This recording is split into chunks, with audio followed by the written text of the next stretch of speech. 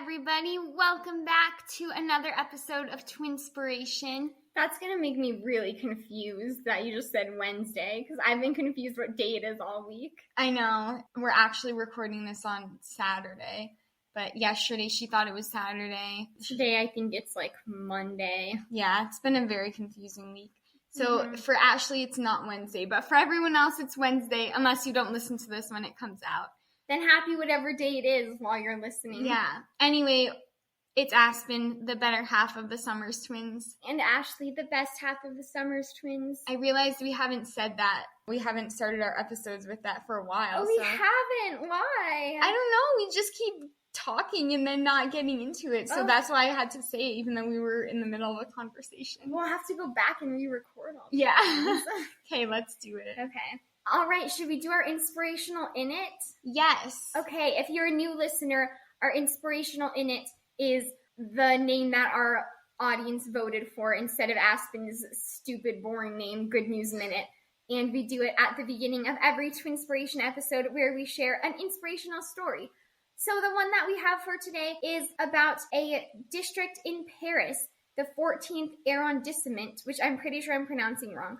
But they are conducting a neighborhood-wide experiment in consciously choosing to be good neighbors. So basically, they have this whole effort going on where they are working really hard to make it kind of like a village community of good neighbors where they all know each other and help each other and do fun things together instead of it being like the stereotypical Parisian city living where people are rude and unfriendly. This is according to the article. I'm not saying that I think Parisians are like that. I've never been to Paris. I'm just saying this is what the article says. So this effort began with a lunch event called Bonjour, where they had a 715-foot long table and they invited everyone in the neighborhood to the event to kick off this new experiment that they were trying. And it just sounds so cute because they now have all of these community events all the time where they celebrate being good neighbors, and they have brunches and cultural outings and bake-a-thons, which I told Aspen sounds like something we need to go do, and children's activities and exercise meets. They just be good neighbors to each other, and it just sounds so much fun and so cute that they actually made it a conscious effort to be good neighbors. Yeah, that is really cute because some neighborhoods, even our neighborhood, people really like to complain about each other a lot and not be friendly. And our neighborhood used to be so friendly and we would have block parties and everyone knew each other and would help each other all the time. And not that there aren't people that don't, there are people that still do that a lot. But I think everybody should go do something right now or after you finish this podcast. Or while you're listening to it. Yeah, while you're listening. Do something nice for one of your neighbors. So you could bake them some cookies and bring them over, or you could just go say hi.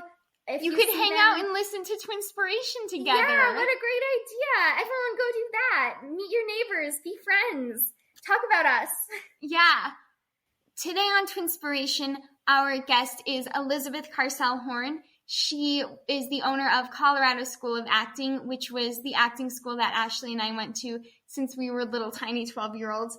And she has an amazing journey of how she went from an actor to owning her own business, and talks a lot about how she found fulfillment in teaching and all of the things that she learned along the way of starting her own business. We think that she has a really amazing story, and we were so grateful to get to talk to her because we love her, and she had an amazing impact on our lives and just has a really inspirational story. I wanted to give a couple notes that you might need to know when you're listening to this. First of all, if you hear us say CSA, that stands for Colorado School of Acting. And we also talk about Emily, who is the head teacher at Colorado School of Acting and was our other acting teacher, mine and Ashley's, when we went there. So if you need that for context. And then I also just wanted to give a quick disclaimer that I talk a lot about bad educational experiences that I had in comparison with CSA because it was a really positive experience in my life. But I just want to say that it sounds like I'm being really negative, but I also have had a lot of great professors and teachers and experiences, so I don't want to seem like every other person besides Elizabeth and Emily were horrible teachers. Yeah, I think that more of what you were getting at was that there were, not all of them, but there were a lot of artistic education experiences that we had that felt more discouraging, whereas when we went to CSA, it really kind of changed the trajectory of our artistic lives, I guess. Yeah. Also, we just wanted to let everyone know that this episode is going to be released in 2 parts, so you will have to wait to hear the rest of the interview until the next Twinspiration episode, because we just had so many things to talk to her about, and somehow it ended up being almost a 2-hour conversation, whereas most of our interviews are 40-ish minutes. So we hope that you will listen to both, because we think that there are a lot of amazing things for you to hear. If you are wondering why it seems to cut off in the middle, that's because you have to tune in next time. Yes. All right. Without further ado, here is Elizabeth Karsell Horne. Well, thank you so much for asking me to do this. This is really cool. Yeah, thank you.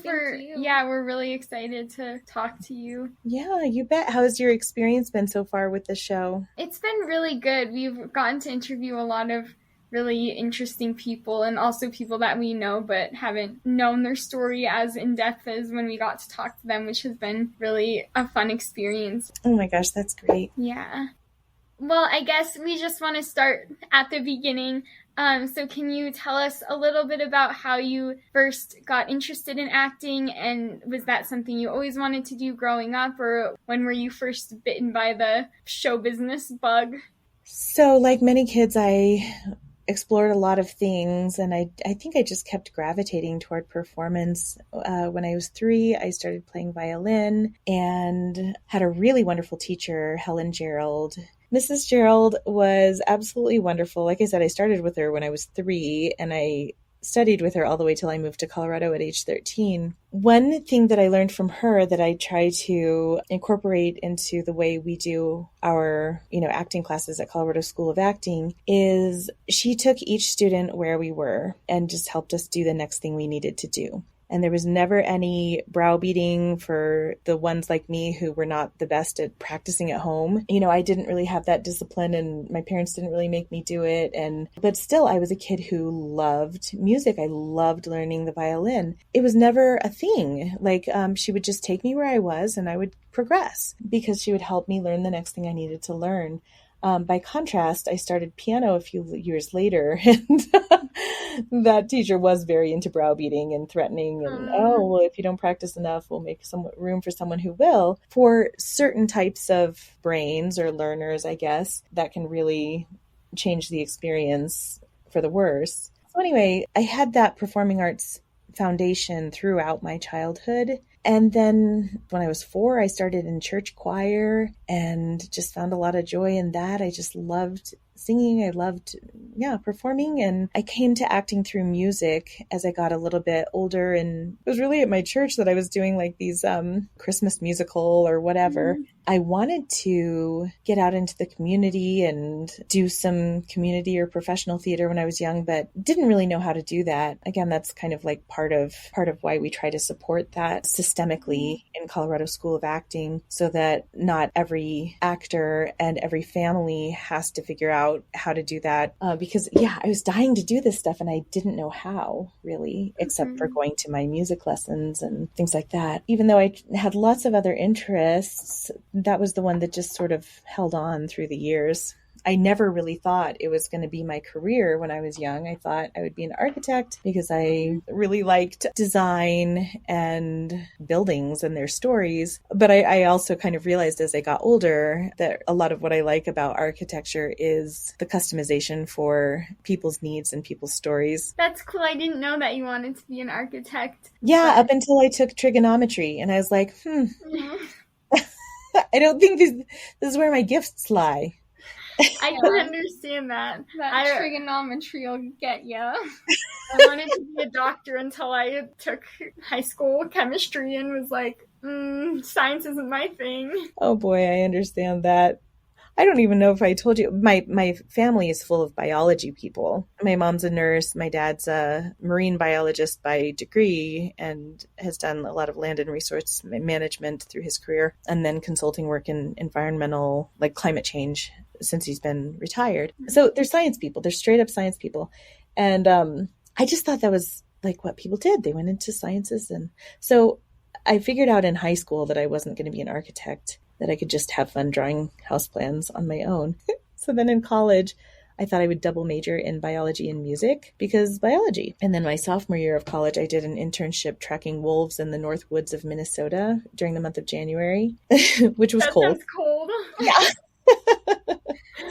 Yeah, the job was basically getting on snowshoes or cross-country skis and going out all day with a little sack lunch and a clipboard and recording all the wolf sign that we found. And yeah, that was when I was like, okay, wolf tracking sounds really cool, but nobody's out here clapping for me. I don't get to share my experiences, right? And anyway, I was like, yeah, no, I would like to be in a movie about wolf tracking.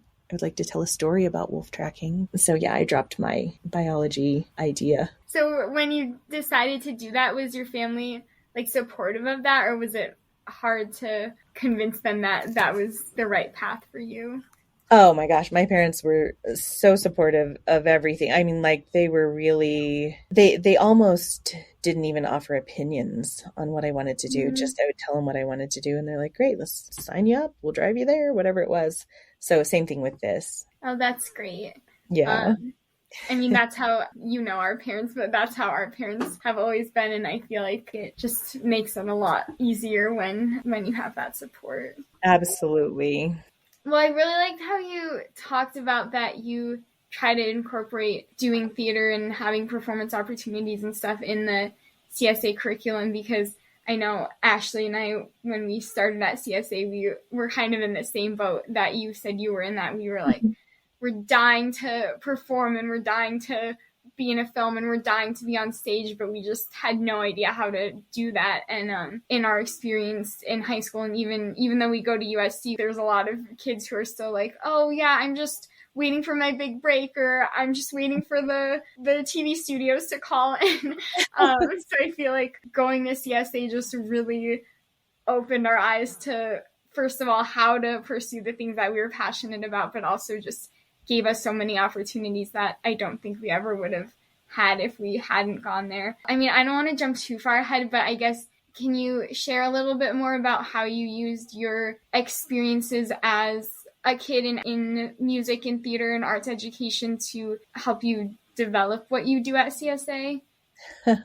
Definitely. I would say for the most part, I latched onto what was helpful to me and tried to find the best possible way to teach it, which of course is an ongoing, a living document, if you will. Our lesson plans, we have a year-round lesson plan, but nonetheless, every single week, every single Monday, Emily and I meet and talk through it, what worked, what didn't work, like for the past week that we just finished, so we can improve it for the next time. And then the coming week, okay, let's read through it. Oh, wait, remember how this happened? So basically just trying to find the very best way, at least that makes sense to me, to teach these concepts. And I have to say, I'm also so just incredibly grateful and blessed to have amazing people to work with, like Emily, and then my husband, Troy, who's my business partner, and our whole teaching staff. Like, we've just been so, so fortunate because they're people who really believe in the power of arts education. And so anyway, all I do is give long answers. We like long answers. Yeah, I love that. I mean, I'm going to try to not keep jumping too far ahead. I'm just so excited because I just love CSA so much. I just want to talk about it. But I think that it's just really great that you prioritize, like, actually making sure that the students understand what you're teaching. And it's not just like, this is what we need to get through, so this is how we're going to do it. I never realized how difficult it must be, especially when you have kids who are 10, 11, 12, to teach them the concepts that they need to know. Because with Stage Bugs, we've done a few film acting workshops and things like that, and we try to teach kids about objectives and tactics, and they just don't get it. And we're like, how else do we explain this? And so when we did that, I was like, wow, how did CSA ever get me to understand that when I was 12 and I didn't understand what anything was? And even that you and Emily meet every week to talk about the curriculum, because, I mean, not to bash on any other teachers, because I think that most teachers are amazing, but even some of the professors we've had in college, it's like they just teach the same curriculum every semester, and you can tell, like, they send out the PowerPoints in the homework and it has years from like 3 years ago and they're like, oops, just ignore this, I'm reusing this. So I think that it's really cool that you guys still work on your curriculum all the time and try to make it the best that it can be, because I'm sure you're very busy and it's hard to do that every week. It is, but also to me, there's no other way. I mean, certainly there are times maybe, in years gone by when we didn't have our systems as well in place, or, just like when Emily and I had babies, it was harder to sometimes do this. Like, yeah, we could meet with our babies like rolling around on the floor, but we do try to level up a little bit each year. But the other thing is, it's not like calculus where there are timeless truths, right? Of course, there are timeless truths to acting and to the study of human behavior and the study of storytelling, which I feel like storytelling is basically the study of the human experience and the sharing of that experience. So there are certainly timeless truths to all of that, but we never intended to have a school just sort of for the empirical study or art for art's sake. There's an industry out there, and in here, there's an industry everywhere, right? And we always wanted to do everything we could to make that as accessible as possible for everyone who studies with us. And the industry keeps changing. And so there's really no way to have a set curriculum that's relevant even from one year to the next. It would be nice, to set a curriculum and just be like, okay, well, that's done,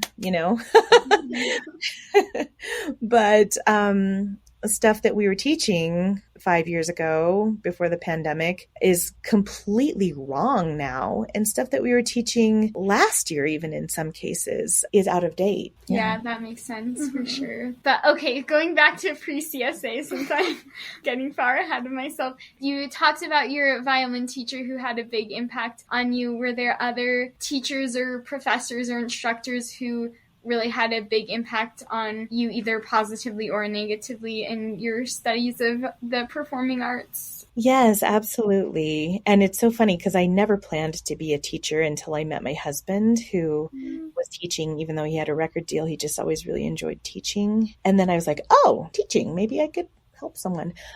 So anyway, yeah, Helen Gerald was absolutely wonderful throughout my childhood. I did mention sort of the more negative impact of my piano teacher, who shall remain nameless. But that's okay. Certainly I learned piano. I just didn't have the same kind of fulfilling experience that I was having in violin. But as I got older and I got more interested in musical theater specifically, I was really, really fortunate to have some amazing teachers at Bear Creek High School. Mr. Mike Weicker was the choir director for my first 3 years there. And from him, I learned a lot about just like show up and deliver. He had been doing it a million years and, just didn't really like, he was not in that time where I feel like a lot of young teachers try to and I know I did, they try to do all the work for the students, no matter what you're doing or no matter what attitude you have, or, I'm just going to make you good through my own blood, sweat, and tears. Anyway, he was not in that stage of life, right? He was in the best ones will rise to the top stage of life, if you will. Anyway, and it was really beneficial to me. And he gave lots of really wonderful, just artistic instruction. Ted Rosen, I only had my senior year when he co-directed the musical. Mr. Weicker retired after my junior year, and Peggy Morse-Lundberg came in as the new choir director. And from her, I hadn't yet heard of Sanford Meisner when I was in high school, but I learned those types of concepts, the listening and responding. I hadn't really learned about blending, if you will.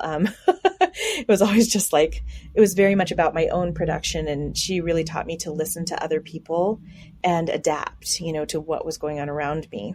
So anyway, she was the musical director for the show my senior year, which was Fiddler on the Roof.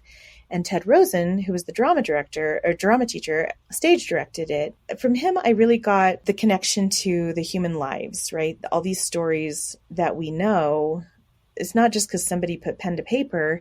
it's because people lived through great difficulties. He kind of lifted my sights in terms of understanding stories that way. And then while I was in high school, I did as much community theater as I could. And the summer I was 16, I did the musical Hair in Evergreen at the Evergreen Players, and the choreographer was Helen Taylor. She's probably the single biggest influence on my, I guess, acting life, performing life. For one, she was just so much fun. She was a mom of 3 and was having this fulfilling artistic life while also being a great parent and spouse. And she was just fun and funny. Anyway, she was a great role model for me, to kind of see like what possibilities could be. And she hired me for my first professional acting job. My senior year, she hired me to play Cinderella in a production that she was directing. That was very meaningful and special to me. And she explained acting in a way, I'd been more on the voice side, the music side. She explained acting to me in a way that no one else had before. Before that, I felt like most of the direction I got was very results oriented. And she taught me about process. She taught me about, using your imagination, and that when you're really using your imagination, whatever emerges will be correct. Before that, I kind of, thought, okay, well, I'm supposed to wrinkle my nose on this part or whatever, instead of just allowing the truth to kind of come out as I was living moment to moment. And then lastly, my college voice professor, Virginie Miller. Academia is not known for sort of its connection to real life and employment post-graduation. I guess in my college experience, she was one of a kind in terms of talking reality. And while she gave the very highest artistic instruction, she also was just very real. I remember one time I was just beyond frustrated that I couldn't get this one part of a song to sound the way I wanted. And she said to me, you're going to have a really nice life, even if you can never get that high A to sound the way you want it to. That's good advice. Yeah. And I thought, oh my gosh, I was getting hung up on this stuff. And anyway, so she encouraged me to audition for actual jobs. We were all kind of in academia. She would say things to us like, there are kids out there doing this right now and they're your age. And it was like, oh yeah. So anyway, I'm sure I've forgotten some, but as you can tell, that's quite the list. And so I've been incredibly, incredibly fortunate to have a lot of amazing arts instructors. Yeah, it sounds like you've had a lot of great influences. I feel like in my experience studying in college, I feel like sometimes the professors just want to seem so high and mighty. And so it's very like, well, you have to come to class. You can't be working on jobs because you need to come to my class or you're not going to be a good actor. But if you book a job, then like that's why you're studying acting. So it's kind of frustrating. I agree. I think that there's definitely some professors who just really seem to care about the students and want to help you be successful. And then there's some who it really does feel like they just are all about their class and like their way is the only way. And I think that it helps when they're more in the real world. Absolutely. And also confident enough, just that like the true sort of confidence where it's just like, I don't have to prove to you that, that this is everything or that I know everything. So you had all these great teachers and then you graduated college, and I know you worked in Japan for a while and you did a lot of professional theater and film, but then how did you come upon the idea of teaching? And guess what was that trajectory like from the time that you graduated to the time that you decided you wanted to start your own company? Yes, thank you. So I graduated college. I graduated one semester early thanks to some AP credits, and moved home to Colorado for that last spring semester to save some money so that I could move to LA. Told myself once I have $5,000, I can move because I can live for months on that. I actually thought that. I mean, it was 97, but still. Well, sometimes ignorance is bliss. Right. Anyway, and so I did a professional show at Town Hall Arts Center in Littleton, and I did my first film. I had not been in a movie yet until I was done with college. And back then the auditions were listed in the Friday edition of the Denver Post. And so every Friday I was so excited to see what was casting, and I'd go to the auditions and blah, blah, blah. So I booked the title role in a film called Saving Faith, Role of Faith. The title was later changed to Silt, but never changed in my heart. Yeah. And it shot on location in Idaho Springs. Anyway, and then I went back to walk through graduation in June and then drove out to Los Angeles. When I got to LA, it was all about just acting. I set up my whole life to support my acting life. I lived in one tiny room with no kitchen, just a room and a bathroom. Oh, wow. And Santa Monica was rent controlled back then. So I think my first rent was like $575 or something. And I got a job at a restaurant that I could walk to. It was so that I could work evenings, keep my days free for auditions, etc. Everything was so focused on that. And that is pretty sustainable for like a year or two. I always, from the time I got there, I was able to get myself theater because I'd done so much theater before I even moved there. And I was able to get myself from pretty early on independent films, short films, etc. through self-submissions, which, back then were by mail. And I got an agent and a manager, and they were sending me out on, auditions for more prolific work. It took me a couple years before I was good enough at on-camera acting to really book anything on camera through my agent. But a couple years in, I was able to get in all the acting unions and do enough acting work that I really didn't have time to have another job. I'm not saying I was actually making a livable salary, but again, I'd kept my expenses really low. And it was all just acting. But as I got a little deeper into adulthood, and as I was able to book more acting work, I realized, boy, some of these jobs really are just a paycheck. I'm very grateful for them, but it doesn't feel like important work. It doesn't feel like, I'm really like bringing joy or understanding to the world or whatever, right? So I realized acting was not the only thing I wanted to do in the industry.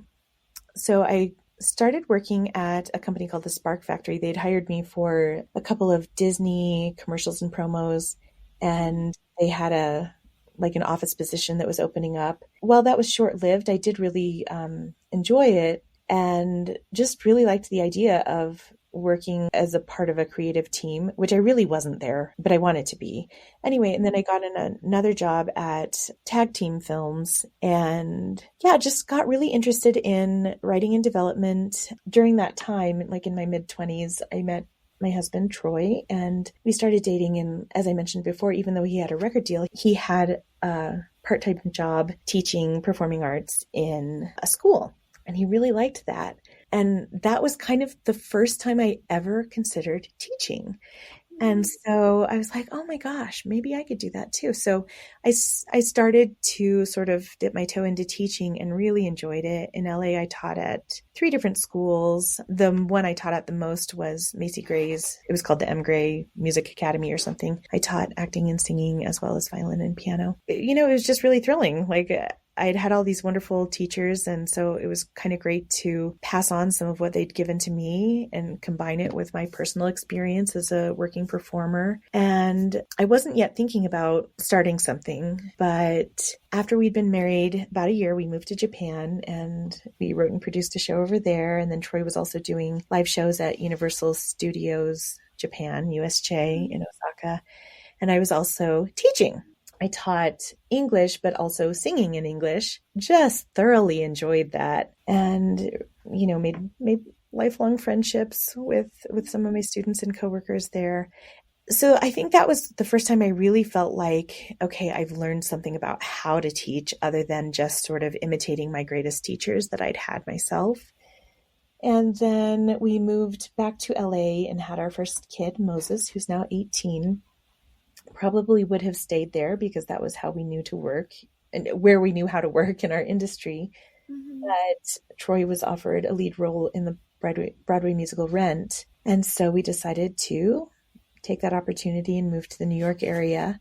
So we lived in New Jersey, in Montclair, which is the very adorable little enchanted village full of so many creative people and beautiful parks in the most underrated state in the Union, New Jersey. And so Troy commuted into Manhattan to do his Broadway show. And then he also booked a television show, which was a lot. Just 2 full-time jobs was a lot. So I worked from home so that Moses would be cared for, even though he went to like nursery school. Like at least he had one parent around him most of the time. So I wanted to keep teaching. And so I just, printed out little flyers and put them up around town and started accepting students in acting, singing, violin, and piano. And so that was the first time I taught on my own. And I really, really loved it. It was so exciting. And Troy, even though he had no time, he really wanted to get involved. We did a spring break camp together. I don't remember how he was able to have a week off. I don't know what, or maybe it was just in the mornings. I don't even remember. We were just loving that. And we were really kind of interested in this idea of matching performance skills with career skills, because of course we knew a million performers and a lot of them were extremely good, right? And of the ones that were extremely good, maybe half were always working, just moving from one project to the next. And the other half could never get very much. And so we got kind of interested in that idea of what are these career skills? Because they have to be a learnable and teachable set of skills, just like the performance skills. And so we started kind of studying that and wanting to create a whole program where we would address both the performance skills and the business skills. But we also knew that we didn't want to stay on the East Coast forever. We had this dream of living in Colorado and sharing our kids with family. And so we didn't open our school. I mean, I taught private lessons, but we didn't really open our school in New Jersey. So when we were expecting our second kid, Silas, who's now 14, we moved to Denver and opened a business in a major recession. Always a good leap of faith. Right. Yeah. We had no idea how hard it would be to open a business. And it was a good thing we didn't know, because we probably would have been too scared to do it. But we did it and we were committed and just, made it work. For a long time, Troy had to go on the road, filling in for tours or Broadway shows or go sing on a cruise ship or go sing around Europe, whatever, so that we had some income while we were starting the school. And I was here teaching acting classes and taking care of the babies. But over time, we got a little more established, and eventually we could do a little better than breaking even. And anyway, so it's been a journey for sure. Sounds like it. Well, I think that is a really cool story, because I think that a lot of people, especially we're in college now, so we see a lot of kids in our acting classes and stuff who are just like dead set on being actors. And that's how I think I was throughout high school. I was like, I am going to be an actor. That's all I want to do with my life. And not that there's anything wrong with that, but I think that most of the people we've talked to on this show have kind of the same experience, where they started out thinking they were going to do one thing and changed their paths a lot or a little bit. And I think, like I said, I was always dead set on being an actor. And then during COVID, when we produced that web series, I realized that I really loved writing and directing and stuff. And then when we started Stage Bugs, I realized that I absolutely love teaching more than anything, I think. So, I mean, I still love acting and I would love to keep doing it, but I think that it's good for people to kind of keep their minds open and explore other options, because you never know what you might fall in love with. Boy, is that the truth. But that's interesting to hear that most of the people that you've interviewed have had, thought they were going to do one thing and did something similar or very different. Mm-hmm. Yeah, it's been really crazy to hear some of the stories. Absolutely. So once you started CSA, obviously you said there's a lot of challenges and you didn't expect how hard it would be. Was there anything specifically that was surprising about how hard it was, or challenges that you didn't expect? And then do you have any memories of times when you felt like all of the sacrifice and the challenge and I'm sure stress was worth it? Great questions.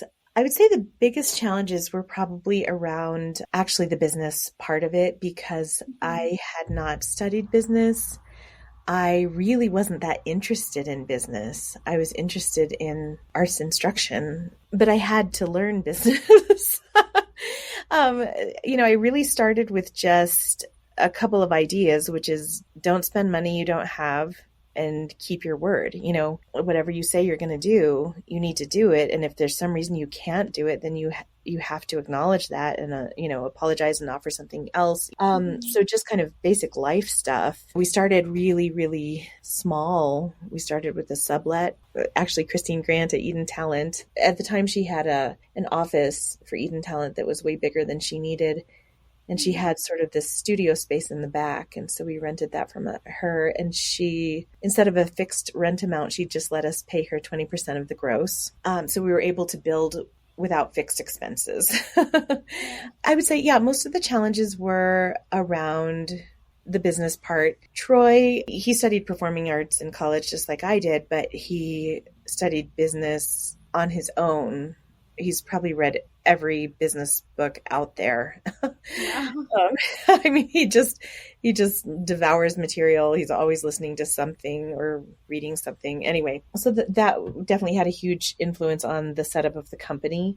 He has higher risk tolerance than I do, so I probably would have been terrified to sign a lease, for example. Yeah.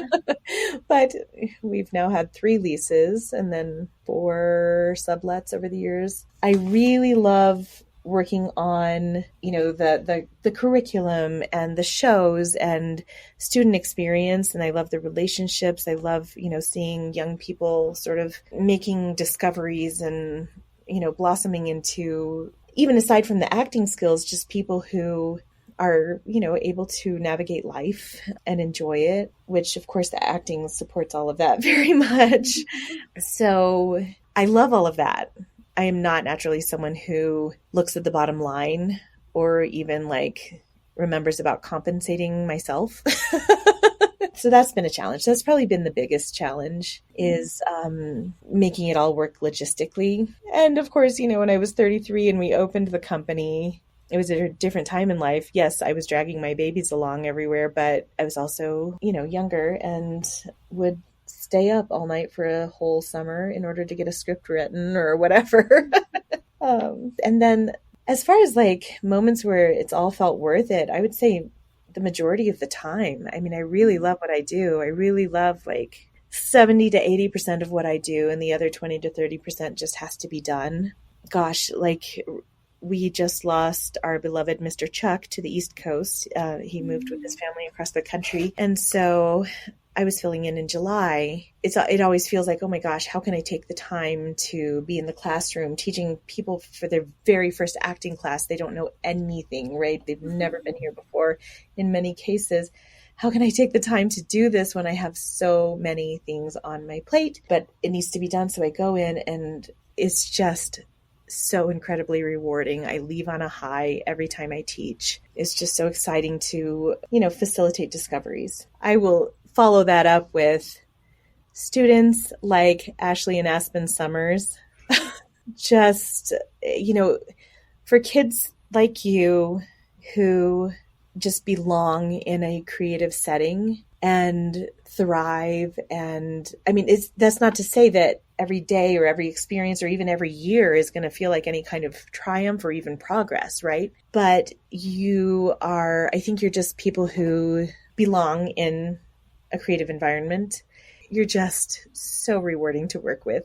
And so it's always been a joy since I met you when you had just barely turned 12. It has been just a complete and utter joy every single time, every minute, we've spent working together. Well, thank you. Thank you. I was going to say, I think that is just really amazing to have a job that you love doing so much, because, I hope that most people feel that way about their jobs, but I think that it often seems like people have jobs where they maybe 20 to 30% and the rest just has to be done. So I think that, first of all, it's just really incredible to get to have that experience. And also I think that it's inspiring for other people to know that there are things out there that they might love that much, and that there are different options than what you might consider as the normal path, because I think a lot of people never consider starting their own business, or people would be too scared to do that.